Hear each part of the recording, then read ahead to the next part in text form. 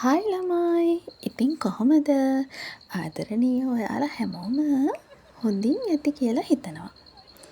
ඉතින් එන්නකෝ වෙසක් එකට අපි ගමේ ගියා වටේ තියෙන දන්සලුත් වැඳගෙන. යමුද එහෙනම් රවුමක්. ඔහොම යනකොට ටික වෙලාවකින් බලද්දි නංගි ටිකිය උඩ.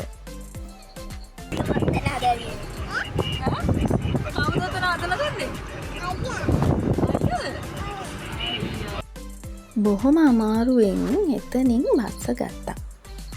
ඔන්න ඉතින් කඩල දන්සලක් හම්බුණා.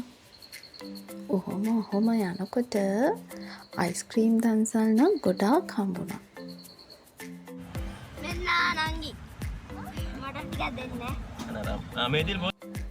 උඩින් බහින්න කියලා කිව්වහම මේ පේනව නේද සීට් එක දිග අරගෙන දෙන්නම මිදි.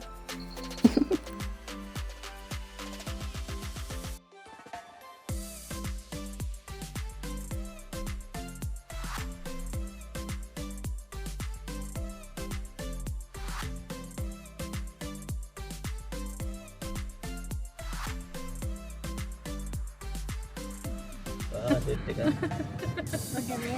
ඔහොම ඉන්නෝ අරලා පයින්න පිස්සුද? එංගට බලන්න. අර පොඩි එකනේ. ඉතින් ෆුල් ෆැට් එක කියනවා. සෝම් කළා. ගොඩක් පැටියව හංගු. යා. අරන් ඇගිලා හංගුනේ. අම්මා අයන් එන්නේ. කාවද ගන්නෙ? ඉලවරන් දෙන්න කිව්වොත් 100 අරන් දෙයි නංගි. නංගි කාවද ගන්නෙ? හාපා. හාපා ගමු. අම්මා හාපා ගමු. ඔය නංගි. නංගි බලන්නේ.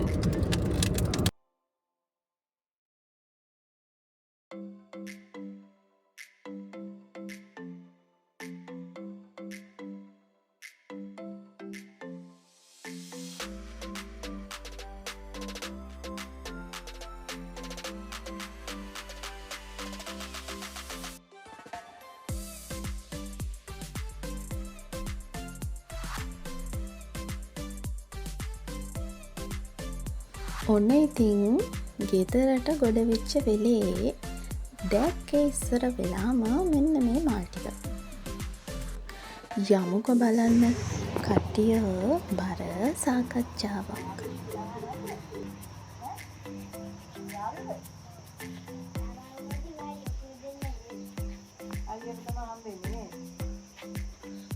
අයියටද හම්බෙන්නේ?